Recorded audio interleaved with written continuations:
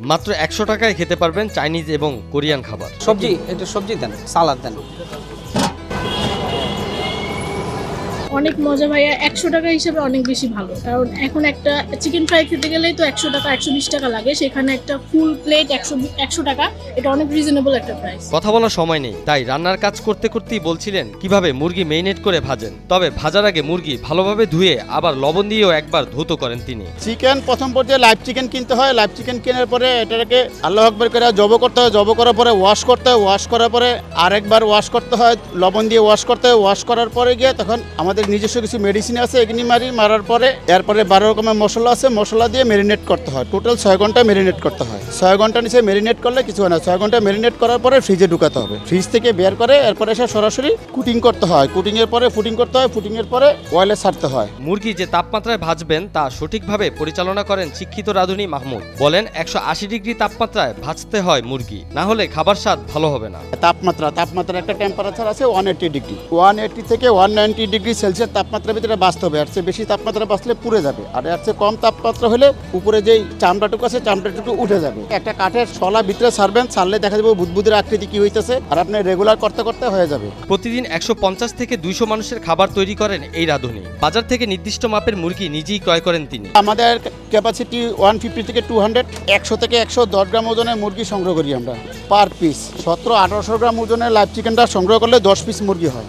10 piece, only for 10 piece. ফুটপাতে খাবার বিক্রি করলেও এই দোকানে সবকিছুই বিদেশের আদলে তৈরি। এমনকি খাবারের মান ভালো রাখার জন্য চায়না থেকে আমদানিকৃত সস ব্যবহার করেন এখানে। অবশ্যই ইউনিক সস, এটা তো অরিজিনাল চায়না, এটা অরিজিনাল চায়না ইম্পোর্টার। এটা আমরা সব কিছু আলাদা আলাদা ফ্রাই করি, আলাদা ফ্রাই করে পরে মনে করেন রাইসের সাথে দেওয়ার সময় তারপরে আমরা মিক্স করে তারপরে সসটা মিক্স করে খাবারটা দিই।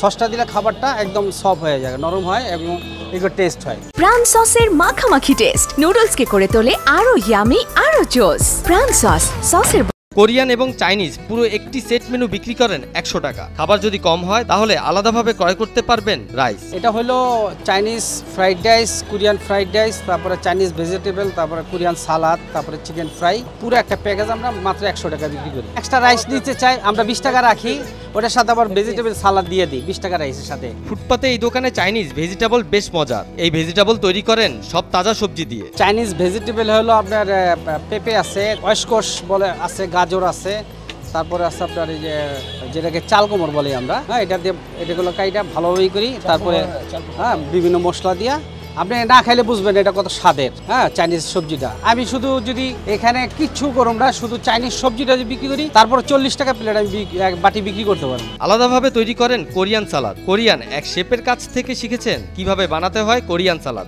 কোরিয়ান সালাদে এক নম্বর হলো শসা অথবা খিরাই, এটার মধ্যে আর কি আপনার একটা ওই কাশ্মীরি একটা চিলি আছে, ওই চিলিটা ইউজ করি, তারপর লবণ ইউজ করি, হ্যাঁ চিনি ইউজ করি, তারপরে মরিচ ইউজ করি, বিভিন্ন মানে ই দিয়ে কোরিয়ান সালাদটা বানানো হয়। ভোজন রসিকদের কথা চিন্তা করে কম দামে এত ভালো মানের এই খাবারগুলো কিভাবে দিচ্ছেন জানালেন এর গোপন রহস্য।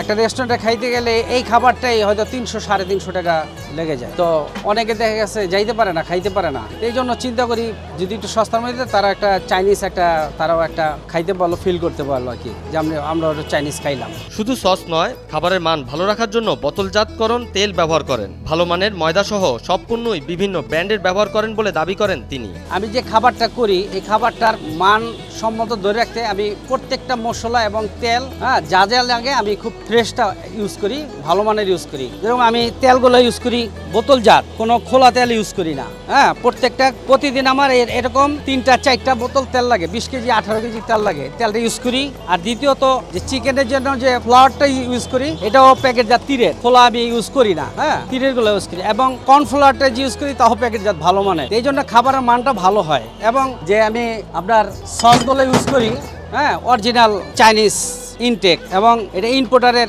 সস, চায়না থেকে ইম্পোর্ট করা ভালো মানের সস। বিদেশি খাবার বিক্রেতায় এই দোকানের কোনো নাম নেই, তবে খাবারের মান এবং পরিষ্কার পরিচ্ছন্ন দিক থেকে কোনো কমতি রাখেনি তারা। পরিষ্কার পরিচ্ছন্নটা হলো কিন্তু ইমানের অঙ্গ।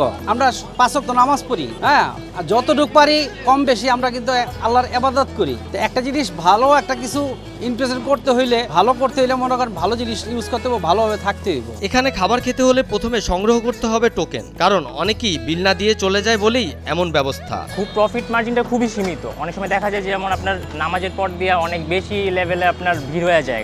তখন রিসেন্ট প্রায় হয়েছে আমাদের সাথে কাহিনী এরকম হয়েছে যে মনে করেন টাকা না দিয়ে চলে যেতেছে। হয় এরকম হয়, কারণ যখন অনেক রাশ হয়, একজনে 20-30 জন আসে যখন একসাথে মানে খাবার চায়, তখন আসলে সিরিয়াল মেনটেন করা পসিবল না। এই কারণে আর কি মেনলি টোকেনটা নেওয়া। এই ভোজন রসিক রাজধানী গুলশান থেকে মতিঝিল এসেছেন শুধু এই চাইনিজ খাবার খেতে। আমি গুলশান 2 নম্বর থেকে আসছি, খাবারটা খেতে আসছি। পুরো তোলার দেখে খুব ভালো লাগছে। চিকেন রাইস আলহামদুলিল্লাহ খুব ভালো, মানও ভালো, খাবার টেস্টও ঠিক আছে। রাজধানী মতিঝিল IFC ব্যাংকের সামনে শুক্রবার এবং শনিবার বাদে বাকি দিনগুলোতে দুপুর 1টা থেকে খাবার বিক্রি করেন তারা। তবে আগামী দিন থেকে এই খাবার তারা বিক্রি করবেন 120 টাকা। সিঙ্গেল শুধু চিকেন যদি খাই 70 টাকা, আর রাইস সহ খাইলে 100 টাকা। এখন সামনে আর কি রাইস সবজি সহ 50 টাকা করবো, আর চিকেনটা 70 টাকা, 120 টাকা এছাড়া নাইলে আর বন্ধ করে দিতে হবে। সাকিব সোহান, নিউজ 24।